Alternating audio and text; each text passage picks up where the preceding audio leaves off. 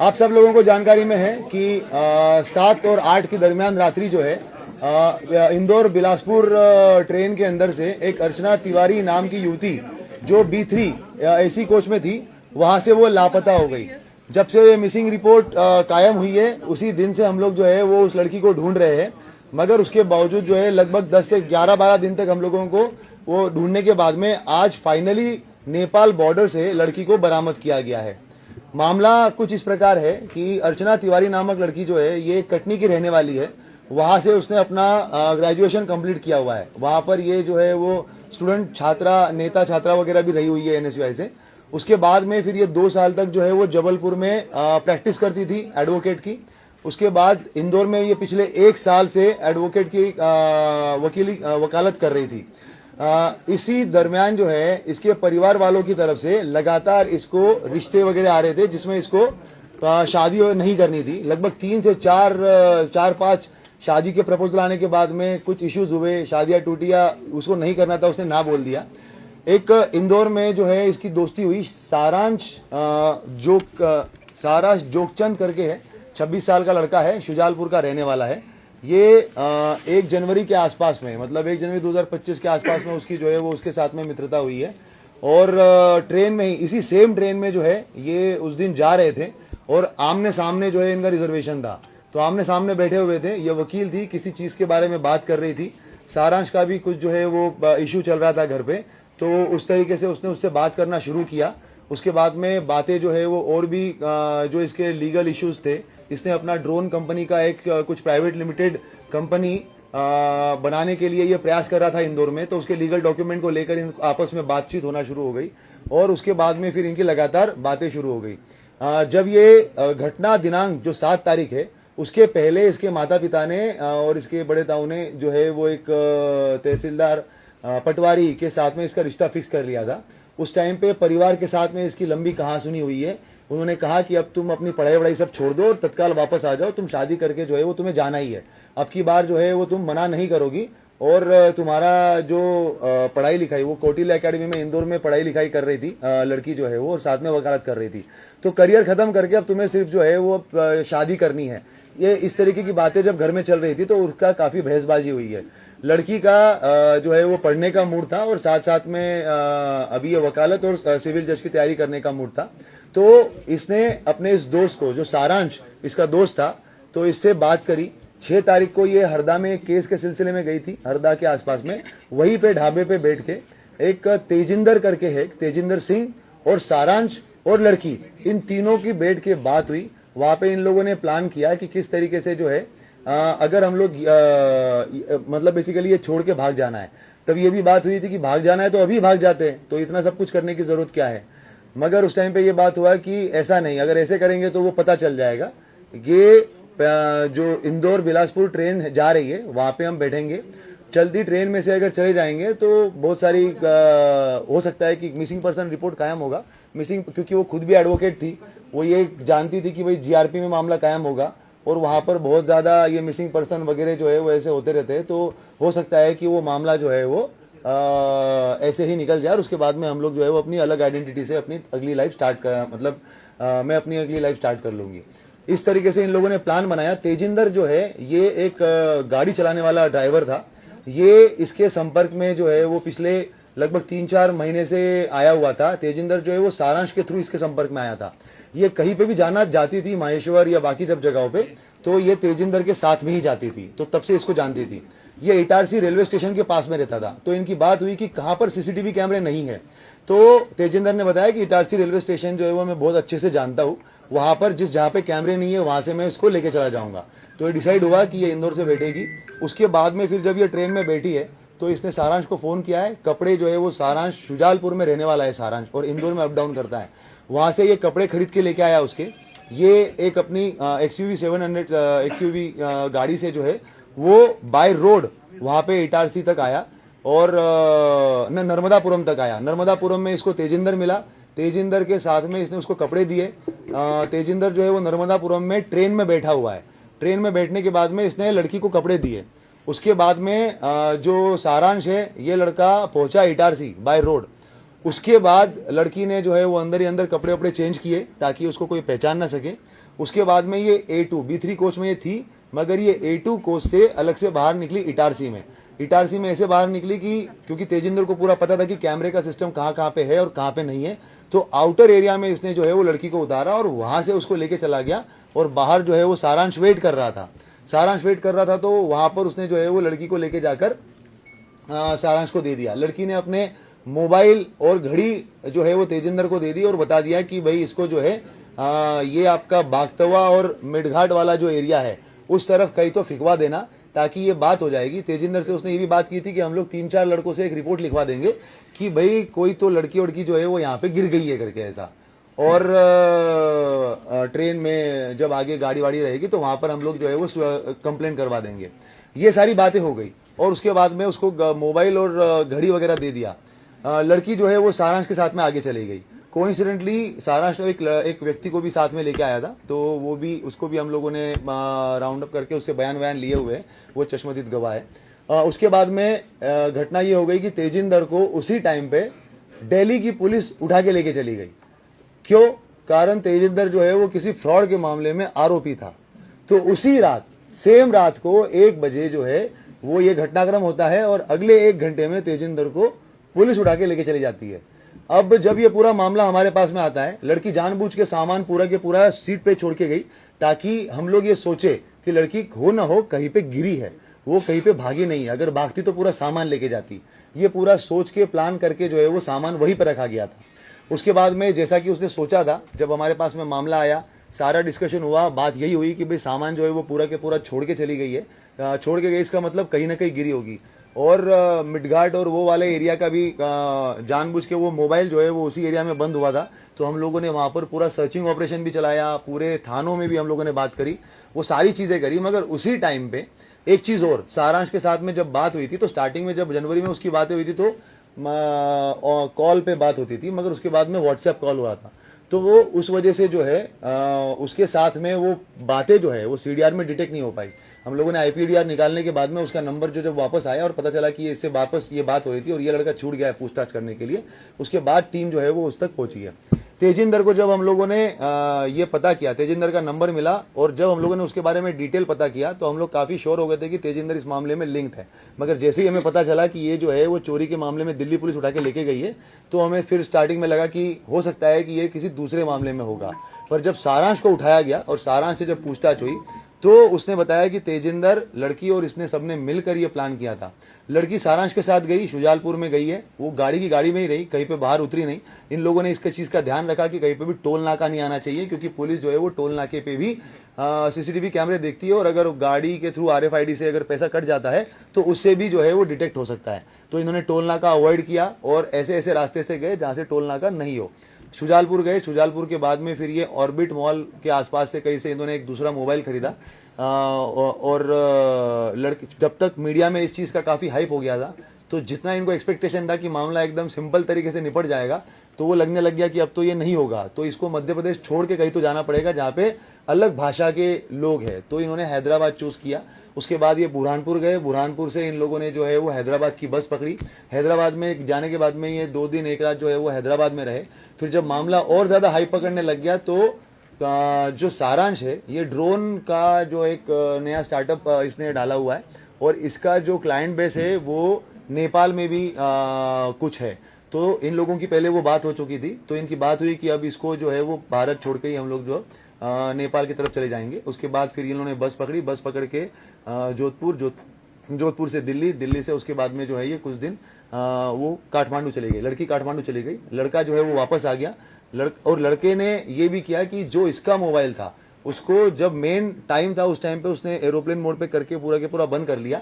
बाकी टाइम में मोबाइल जो है वो अपना वहीं पे रखकर और दूसरी सिम इशू करवा के पिता के नाम पे उस मोबाइल को उसने पूरा टाइम चलाया, क्योंकि जब सारांश का नाम अगर आए तो मोबाइल जो है वो इंदौर में ही दिखे और उसके ऊपर कोई शक ना जाए।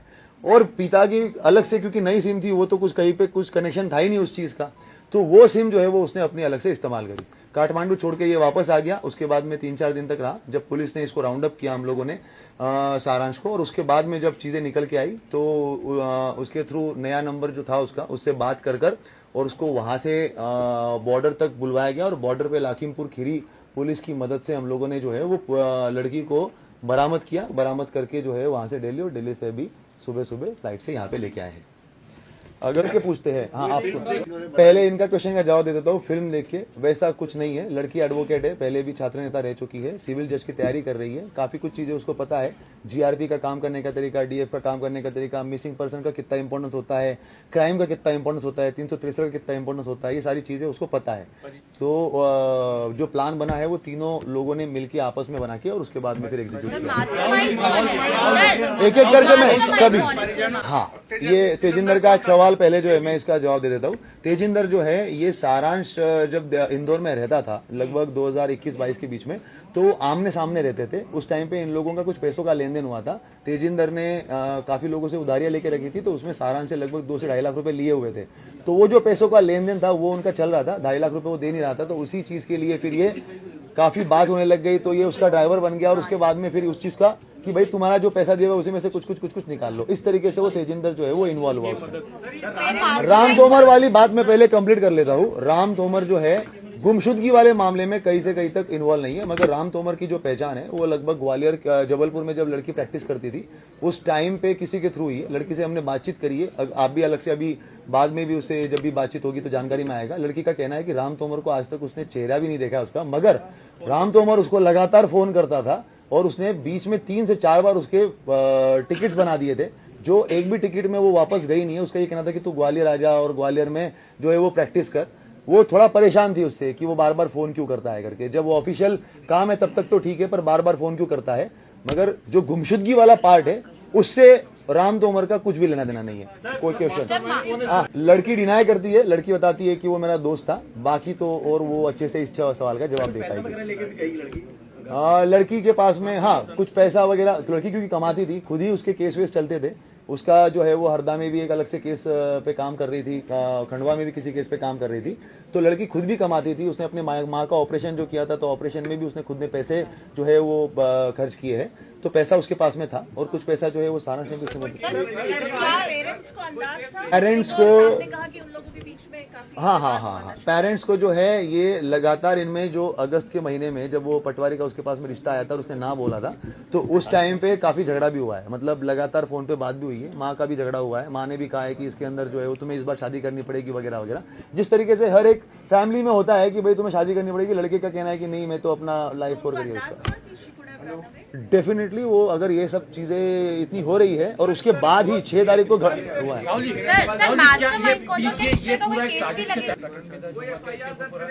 अभी तो क्योंकि मेन जो है वो लड़की ने सोच समझ के अपने पूरे होशो आवाज में कंसेंट में ये सारी चीजें करी है, तो अभी तो वो मिसिंग पर्सन में ही रहेगा। कोई ऐसा अभी तक बयान नहीं आया हुआ जिसके अंदर कोई क्रिमिनल केस हो। मास्टर में लोगों ने आपस में मिलकर ये प्लान बनाया हुआ है, जिसमें मेन प्लान जो है वो लड़की का है, और बाकी जो वो उस तरीके की चीजें हैं कि कहाँ पे हमें सीसीटीवी कैमरे बाईपास करने हैं, रोड्स कहाँ पर निकल के आ जाएंगे, नेपाल में कौन मदद करेगा, वहां पे किसकी मदद होगी, तो ये तो बेसिकली तीनों ने मिलकर सवाल ही उठ रहा है कि 3 तो उसके बाद भी कोई अपराध नहीं बनता। अभी तक तो कानूनन जो है इसमें कोई ऐसा आपराधिक सेक्शन तो अट्रैक्ट नहीं कर रहा है। इसमें जरूर जो है वो हम लोग और भी लीगल ओपिनियन भी ले लेंगे, मगर अभी तक इसमें कोई भी ऐसा अपराध जिस तरह परेशान कर रहा था, इस तरह की बात भी सामने आई। इस पे मेरा कुछ कहना उचित नहीं होगा। जो फैक्ट्स थे वो तो मैंने आपको बता दिए कि फोन वोन वो करता था। 3 से 4 बार उसने टिकट भी बनाया है जिसमें लड़की गई नहीं है वहां पर। तो एक तरफा ही डिस्कशन था, लड़की का कहना है कि, और कुछ जो है वो क्रिमिनल केसेस के अंदर उसने उसको मदद करी है, मतलब फोन वोन पे ही मदद करी है किसी के थ्रू रेफरेंस लेकर, जब वो जबलपुर में 2 साल प्रैक्टिस करती थी उस टाइम पे। सर लड़की ट्रैवल हैदराबाद में है। लड़की जो ट्रैवल कर रही थी, सबसे पहले तो उसने अपना मोबाइल जो है वो मिडगार्ड सेक्शन में बंद करके फिकवा दिया था। उसके बाद में लड़की ने इस चीज का ध्यान रखा था। इवन मतलब जो ये घटनाक्रम हुआ है उसके 7-8 दिन पहले से भी जो है ना, लड़की का 31 जुलाई से लड़की के फोन के अंदर भी जो है वो कुछ लोगों का बात बंद हो गया। BSNL का मोबाइल जो है वो बंद कर दिया, 2 सिम थे, 1 सिम बंद कर दिया। तो उसके बाद जब लड़की यहाँ से निकली है, तो लड़की निकलते वक्त भी जो हम लोगों ने सीसीटीवी कैमरे भी देखे हैं, उसके अंदर भी लड़की ने ये ध्यान रखा हुआ है कि वो गाड़ी के अंदर जो है वो लेटी हुई है, कहीं पे भी गाड़ी के विंडशील्ड में नहीं आ रही है। तो कैमरे में नहीं आई है क्या, मोबाइल फोन भी, जो सिम कार्ड भी जो है वो उसने मध्य प्रदेश में कहीं पे भी सिम कार्ड नहीं खरीदा है, ना उसने मोबाइल खरीदा, ना उसने सिम कार्ड खरीदा। और जब लड़का भी जो उसके साथ में था उसका मोबाइल वहीं पे रखकर कि भाई वो जो है उसकी लोकेशन लाइव रहे, दूसरा सिम लेके दूसरा मोबाइल लेके उसके साथ ट्रैवल किया। ये तो अपने पास जिसके ऊपर अभी भी कार्रवाई नहीं। ये तो अपन बाद में लास्ट में क्वेश्चन का जवाब देंगे। और कोई स्पेसिफिक जवाब? 13 दिन तक की प्लानिंग आपको क्या लगता है सिर्फ घर से भागने के लिए की थी? इस एक मतलब लॉजिकली सोचिए, घर से भागने के और भी तरीके होते हैं, लेकिन इतने अलग अलग जगह इतने लोगों को इन्वॉल्व करना सिर्फ घर से भागने के लिए? देखिए बात एकदम वैसी है, मतलब ये लगभग हम लोग जो है वो लड़के से भी 2-3 दिन से पूछताछ कर रहे हैं, 2 दिन उससे भी पूछताछ करते करते हो गए, साथ साथ में लड़की से भी बातचीत करते हो गया, मगर एक ये है कि लड़की लगातार वो रिश्तों को डिनाई कर रही है, उसको वहां से निकलना है। परिवार का प्रेशर, सोशल प्रेशर जो आज की तारीख में यंग जनरेशन में जिस तरीके से बार बार इस तरह के केसेस देखे जाते हैं, और लड़की एडवोकेट है, उसको पता है, उसको लग रहा है कि भाई जीआरपी में मूविंग ट्रेन में अगर होगा तो कहीं ना कहीं वो मृत घोषित कर जो है वो मामला रफा दफा हो जाएगा और मैं अपनी नई आइडेंटिटी के साथ में चली जाऊंगी। उस तरीके से उसने प्लान बनाया हुआ है। मामला भी उसी तरह का है कि घर वाले जबरदस्ती शादी कराना चाह रहे थे, इसलिए उससे बचने के लिए। और जब ये जो इवॉल्वमेंट हुआ, मतलब इवॉल्व हुआ है मामला, वो तब इवॉल्व हुआ है, उसको एज ए एडवोकेट उसको ये था कि मिसिंग पर्सन रिपोर्ट को कोई बहुत ज्यादा तवज्जो मिलने नहीं वाली है। जब वो मामला तुल पकड़ा, पहले तो वो शुजालपुरी गए थे, वहां पे उन्होंने एक रूम जो है वो रेंट पे भी ले लिया था, मगर जब वो मीडिया में तुल पकड़ा तो उन्होंने बोला कि मध्य प्रदेश छोड़ना पड़ेगा। उस टाइम पे वो डिसाइड हुआ कि मध्य प्रदेश तो छोड़ना पड़ेगा। क्यों? क्योंकि मामला बहुत तुल पकड़ लिया है, लगातार सोशल मीडिया पे आ रहा है यहाँ पे। और कोइंसिडेंटली ये हुआ कि जिस जगह पे उन्होंने रूम रेंट पे लिया था वो किसी पास में ही पुलिस वाले का था, तो आते जाते जैसे ही मामला मतलब ज्यादा तुल पकड़ेगा तो ये पुलिस वाला मुझे जरूर पहचान लेगा, तो इसीलिए यहाँ से निकलना बहुत जरूरी है। फिर ऐसे करके वो हैदराबाद निकल गई। हैदराबाद निकलने के बाद में जब मामला और ज्यादा तुल पकड़ने लग गया तो उसके बाद में फिर जो है 14 अगस्त था जिस दिन वो दिल्ली पहुंची, 15 अगस्त के दिन जो है वो काठमांडू चली गई थी, और 14 अगस्त को काठमांडू चली गई थी, और 15 अगस्त को जो है वो लड़का उसको छोड़ के वहां से वापस आ गया था। तो ये पूरा जो डेवलपमेंट है 7 तारीख से लेके 14 तारीख तक का है, जो बीच बीच में उन्होंने सोचा है कि नहीं अब इतना हाइप हो गया है, अब इतना ये हो गया है, पूरी पुरजोर तरीके से कोशिश की जा रही है, तो हमें तो अब देश ही छोड़ना पड़ेगा। तो उसके बाद में फिर उसने वो कहा नहीं ये आपराधिक मामले के बारे में एज सच जो है इसमें, क्योंकि उसके साथ में कोई गलत घटना नहीं हुई है, वो खुद ही उसके अंदर मिसिंग पर्सन है, कानूनन उसके अंदर अभी तक तो कोई मामला नहीं बनता। मैंने पहले भी कहा इसमें हम लोग और विधिक राय भी लेंगे, अगर कुछ सेक्शन बनते भी होंगे तो उसके बारे में सोच लेंगे।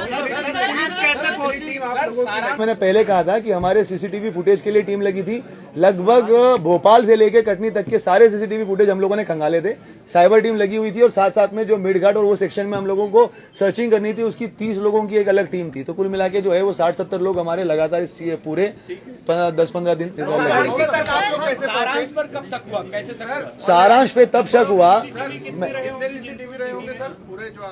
सीसीटीवी तो मतलब ये है कि मतलब बता ही नहीं सकते, वो कम से कम 400-500 से ऊपर ही होंगे, क्योंकि हर स्टेशन पे 40-50 है सीसीटीवी, सबको निकालना, और सिर्फ स्टेशन नहीं, उनके आउटर एरिया और उनके जो बाहर के कैमरे हैं, मतलब कोई बाहर निकल रहा है तो उसके लिए वो भी कैमरे खंगालना। एक सारांश पे कब शक हुआ, ये अच्छा क्वेश्चन है। सारांश का ये था कि जब हम लोगों ने स्टार्टिंग में सबसे पहले जो है वो कोई उसकी डेथ तो नहीं हो गई, ये सब चीजों को हम लोगों ने जब रूल आउट कर लिया, तो मैंने बीच में भी एक बार बाइट दी थी कि हम लोग जो है वो उसको ब्रॉडन करेंगे पूरे सर्च के दायरे को। जब हम लोगों ने 6-7 महीने का पूरा चीजें खंगाली और उसके अंदर जब देखा कि वो किस किस से बात करती थी, सारांश का 2-3 कॉल बहुत लंबे थे, जबकि वो कॉल तो 2-3 ही थे मगर बहुत लंबे थे। जब उसका फिर हम लोगों ने IPDR निकाला कि ऐसा तो नहीं व्हाट्सएप कॉल से उसने बात करी हो, इसमें हम लोगों ने कटनी पुलिस जो है वो SP कटनी के द्वारा भी एक इनपुट दे दिया था उनके साइबर की तरफ से कि एक ये नंबर आया हुआ है, और वो नंबर हमारे इससे मैच हो रहा था, सारांश से मैच हो रहा था। तो जब वो हमें जानकारी मिली कि यार ये लड़का कितनी क्यों बात कर रहा है और अभी तक इसको हमने पूछताछ नहीं कर पाए हैं, ये अभी तक इस दायरे में आया ही नहीं है, जब उसका दायरा बढ़ाया गया इन्वेस्टिगेशन का, और भी मतलब जो है 1 महीने को छोड़ के 6-7 महीने 10 महीने का पूरा रिकॉर्ड लेकर और उसके IP एड्रेसेस को लेकर और IP एड्रेसेस के बारे में जानकारी ली गई, तब वो सारांश का नंबर आया। और उसके बाद फिर सारांश को हम लोगों ने जब ट्रैक किया तो हमें पता चला कि अरे इस पे ये बात कर रहा था, और जब उसको उठा के लाए तो फिर तो चीजें फिर आसान हो गई। सारांश को जब हम लोगों ने पकड़ लिया, सारांश के पास उसका नंबर जो था, क्योंकि 1 सेकंड, सारांश को जब हम लोगों ने पकड़ा तो क्योंकि काठमांडू में जो है वो उसी का कनेक्शन था, तो उसके बाद उसी से बात करके उसके कनेक्शन से बात की गई, लड़की से कांटेक्ट में आए, लड़की से बात की।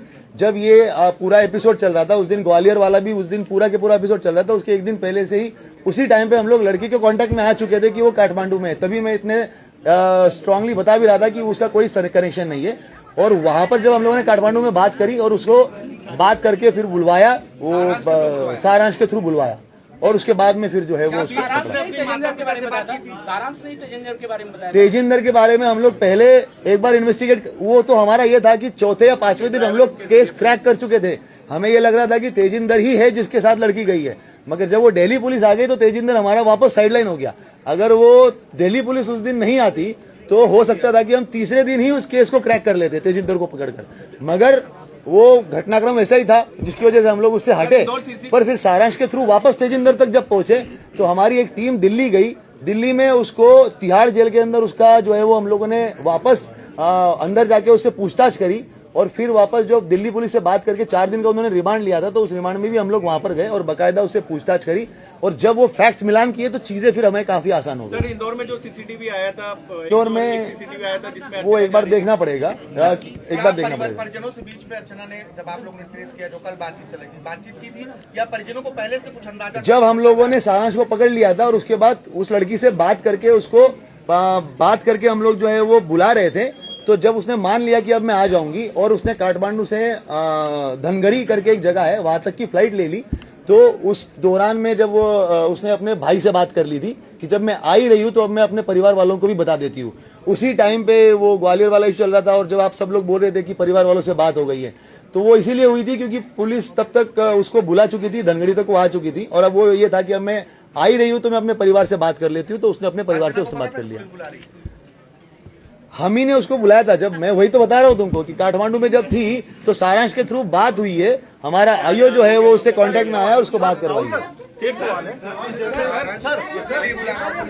वो एक सपना नाम का एक अलग कोई इसका आधार कार्ड रखी हुई थी, मगर जब वो काठमांडू और वो बॉर्डर क्रॉस किया है उसने, तो बाय रोड क्रॉस किया है।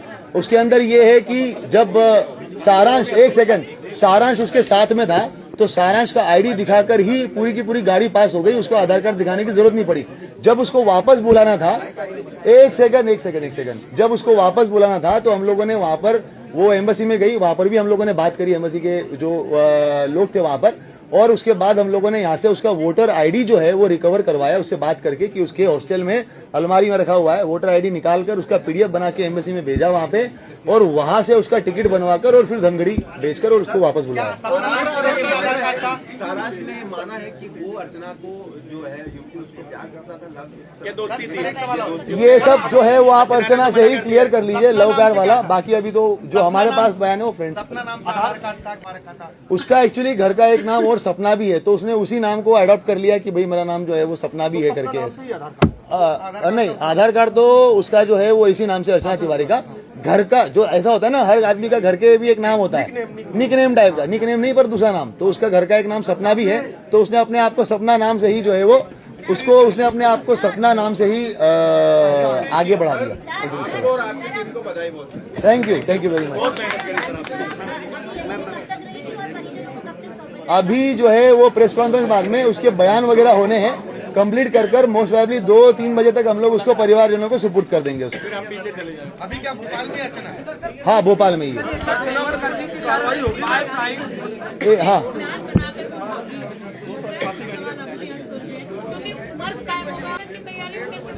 तेजिंदर और सबको मिलना इकट्ठा एक बड़ी साजिश। ये देखो, ये अलग अलग तरीके से देख सकते हो। आज की तारीख में इसके पहले भी 2-4 इंसिडेंट्स हो चुके हैं, मैं नाम नहीं लूंगा, मगर इस तरीके से लड़कियां भागती है। ये एक समाज का वो जो एक प्रेशर होता है ना कि भाई ये होना चाहिए, ऐसा होना चाहिए, जो जिसको आज की यंग जनरेशन डिफाई करती है, और उसके इन्फ्लुएंस में टीवी सीरियल्स देखकर इस तरीके से वो प्लान करना ये सब सारी चीजें होती है। सारांश के ऊपर क्या कोई मामला दर्ज हुआ? एक लड़की को भगाने के आरोप में तेजिंदर, दोनों इसमें शामिल क्योंकि लड़की 18 साल से ऊपर है, अपने कंसेंट से उसके साथ गई है, तो अभी तक तो कानून में उसके ऊपर कुछ नहीं हो पाएगा। दिल्ली के आगे तक वैसे कोई लड़की भगा नहीं सकता ना, बालिक है। हाँ, फ्यूचर प्लानिंग तो बस ये है कि उसको जो है वो एक नई लाइफ स्टार्ट करनी थी। आगे आपको वही बता दें कि उसकी फ्यूचर प्लानिंग क्या थी।